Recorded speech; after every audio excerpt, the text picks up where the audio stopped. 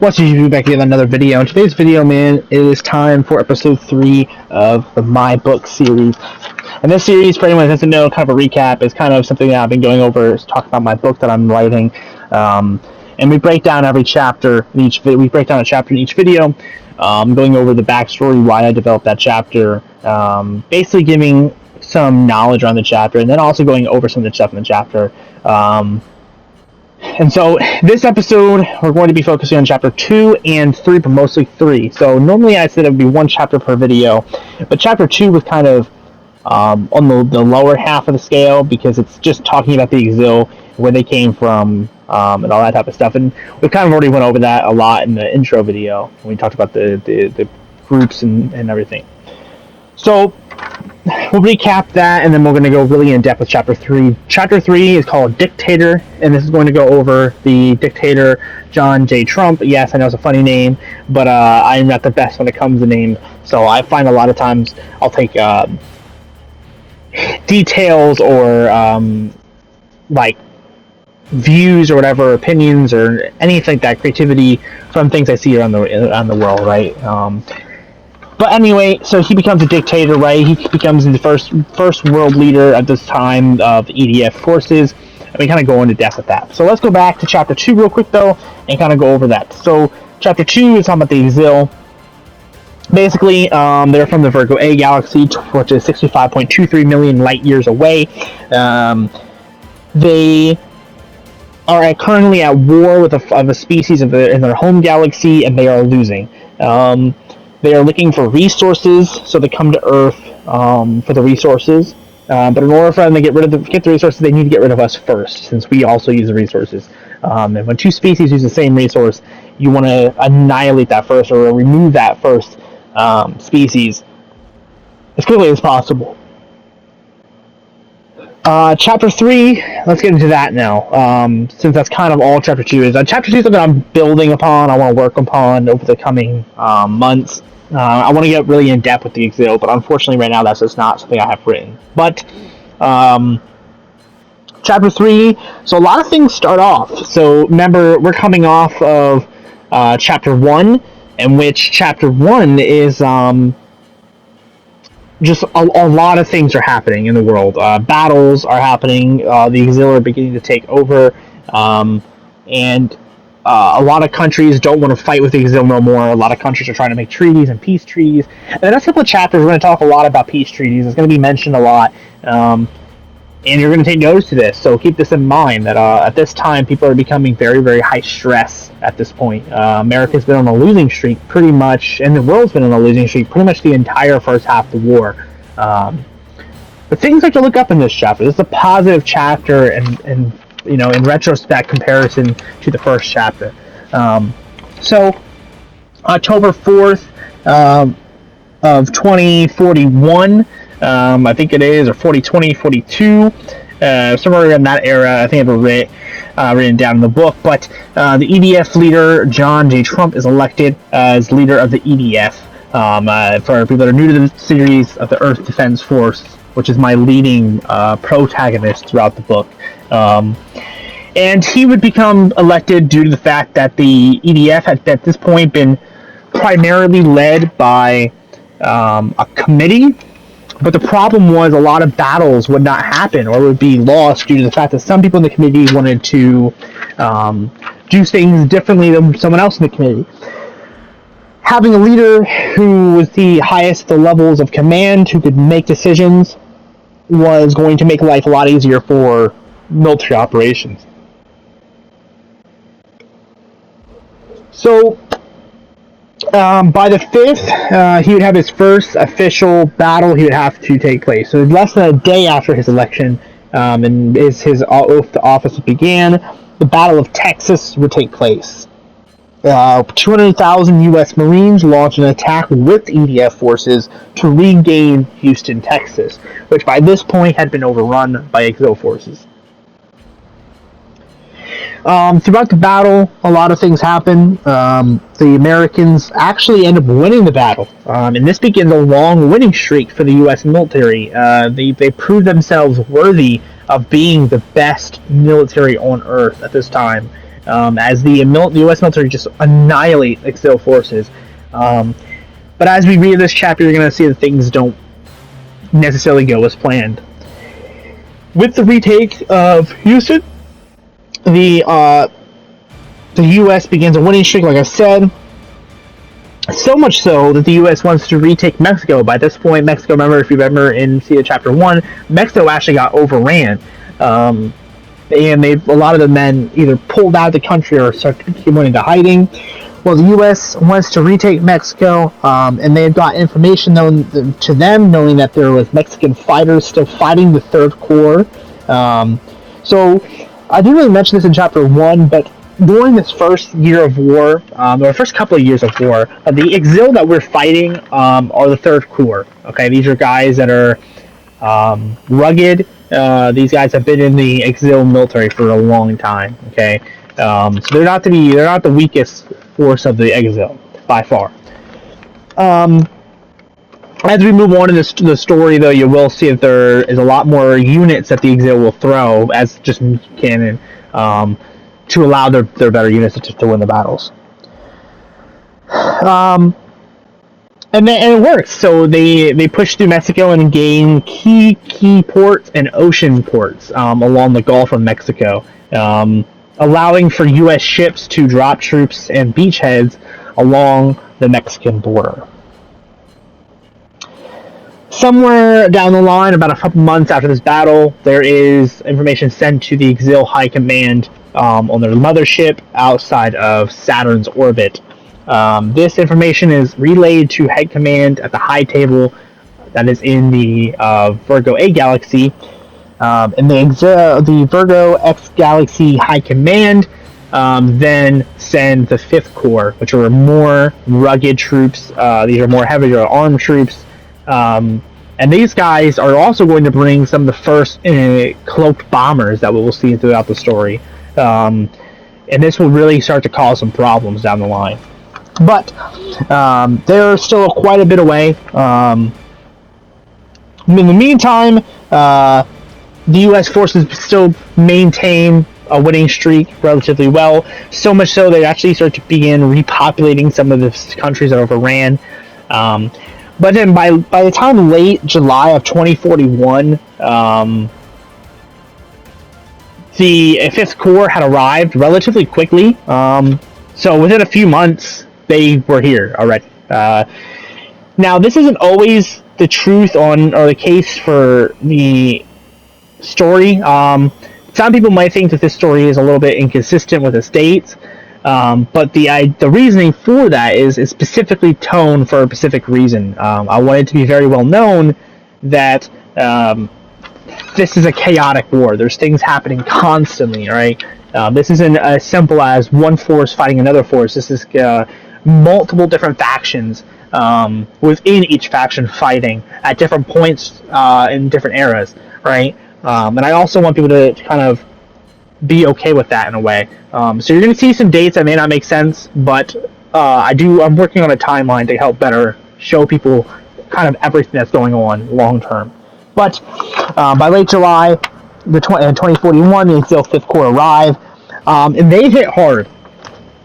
They hit hard and fast.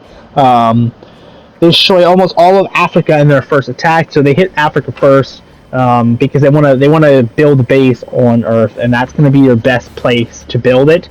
If you're the Exil, there's lots of oil depots there. It's rich in resources, so and it's relatively undefended. The African government, obviously, in real world and in game world and this book world, is not very together. Right? They're not very tight. So at this point, the win streak that the Americans were on, the 5-month win streak was pretty much lost. The American knew that they were going to be pushed relatively hard.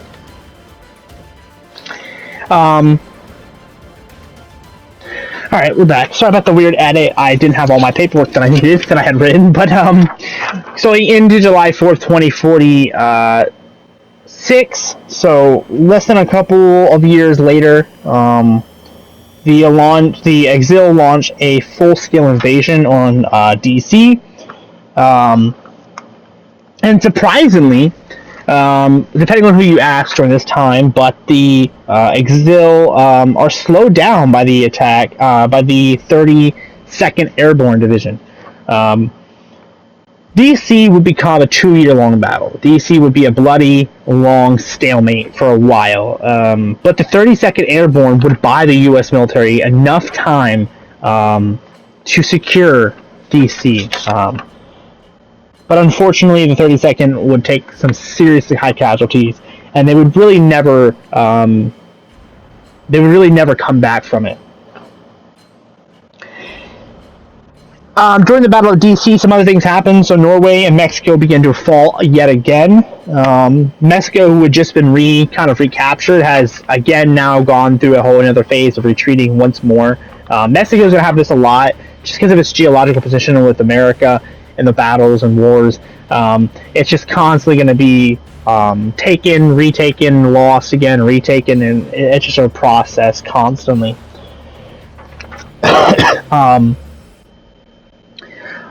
A lot of things also then go down with the EDF as well. So with all these losses going on, anti-EDF riots break out.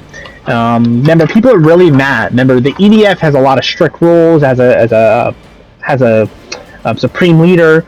So it's giving very hard, dictatorish vibes, and a lot of the people weren't feeling it.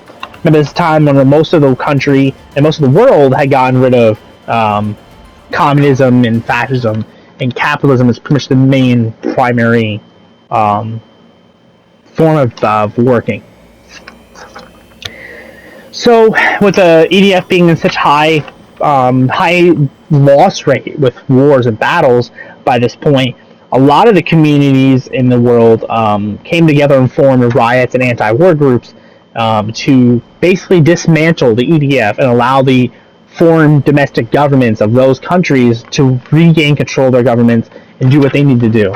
On the other side of the spectrum, there's also a lot of communities that form pro-war groups, groups that are pro-EDF, pro-war, pro-nuclear weapons. They want as much weaponry and power as they can possibly get to cause as many problems for the Exil as possible. And so this tension rises constantly. And by the late 2046 and 47, early 2047, the riots of 48 sealed the EDF's fate when an anti-war group, ironically, assassinates the EDF leader, which is John A. Trump. And they also attempt to assassinate other EDF high commands. With this assassination, the EDF is thrown through a loop because now on the home front, they're getting assassinated by their own people, and then on the main front lines, they're losing continuously. And so they are disbanded, sort of. They are still there, but they lose a lot of their power, for a while anyway. With the regular governments are reinstated and they regain control, the U.S. still remains war-driven, and the U.S. will maintain one of the only countries left for a couple of years that is war-driven. They're focused on annihilating the Exil and not just bowing down to them. Meanwhile, Belgium and France are the first two countries to enact treaties with the Exil forces. Now, their theory was okay, right? Forming treaties was probably a better strategy in the beginning, because it looked like there was no other way. But as the French and Belgium would realize, is that the treaties weren't necessarily treaties of more or less signing them into slavery. The French forces in that were forced to basically become slaves and do everything the Exil wanted, and in return, the Exil wouldn't massacre them. And so, a lot of people don't like this. A lot of people are mad. A lot of people are frustrated. They're disappointed in the way that their governments are handling the situation. And so, a huge group of people leave the French and Belgium areas and countries, and they flock to the United States and refugees. The U.S. will see a huge spike in refugees, and everything would be fine for the most part. The French had their treaties, and America was still trying to fight the war. And then a mistake happens, and In 2048, the U.S. sank a French ship, the SS Bishop. It was mistakenly thought of as an enemy cruiser. The details are quite unknown as how they would mistake the U.S. As a French cruiser for an Exil water cruiser. Since the Exil really didn't have water cruisers, they would more or less just copy the U.S. designs and kind of build their own versions, which these things kind of like floated above the water, kind of. They really weren't like boats, this to be exact, right? For whatever the reason, this causes some serious tension. Serious tension for the French and Americans. Like these guys get really fucking pissed really easily. We just sunk one of their ships. And that's kind of where the 2050s begin, and that goes into chapter 4. So that's it for chapter 3. And by the time 2050 comes, 4.5 billion people will have died from the war. Civilians and military personnel. So I want to go over kind of the whole setting that I'm going to be going into next. So now we're going to be going into some bigger battles coming up the next couple of chapters. We're going to be going over into battles of DC and Yemen, or Yemen, depending on how you say it. And we're also going to go over some of the EDF stuff. So I think the next chapter is the EDF soldier, which is going to go. It's a huge chapter that goes into depth into like the guns and and what character of like the infantry of the EDF are wearing. And obviously we're going to have a chapter where the EDF gets reinstated because they don't last very long being not instated. But when they're reformed better. But with that being said, hope you guys enjoyed this video, man. I think that these videos are a little bit more loose in the sense that they're not really that scripted. I write down cliff notes of everything in my chapter that went over anything keynote. Because obviously I don't want to spoil the whole book. I don't want to give you guys every single word and sentence. I just want to give you guys a kind of brief understanding, and then you guys can be able to read it when I publish it. But I am working on a timeline, so if you're a little confused on the dates and you don't quite understand what's happening, or you're not able to keep up, don't worry. I'm working on a timeline. On my Discord, there is actually a timeline already. I think it's the first 60, 70 years of the war, so like 2040 to 2070, I think is what it is right now. That takes a lot of time. Writing down timelines takes a long time because I'm also doing stuff in the timeline that's not necessarily in the book quite yet, because I'm actually going to be writing a lot of that stuff in later. Because I'm kind of doing this book in a weird way, where when I develop the book, I get whatever thought I want for that chapter and I quit. Okay, I move on to the next chapter, and I just do that over and over and over again. I don't necessarily finish my thoughts in each chapter because it allows me to then go back and alter if I want to change a storyline or add more information. Some of the dates that I mentioned here today will be adjusted. I feel like there's a lot of things that happen in 2041, and I kind of want to spread that out a little bit, so it'll probably be moved to like 2043, 2042, 2045, or something.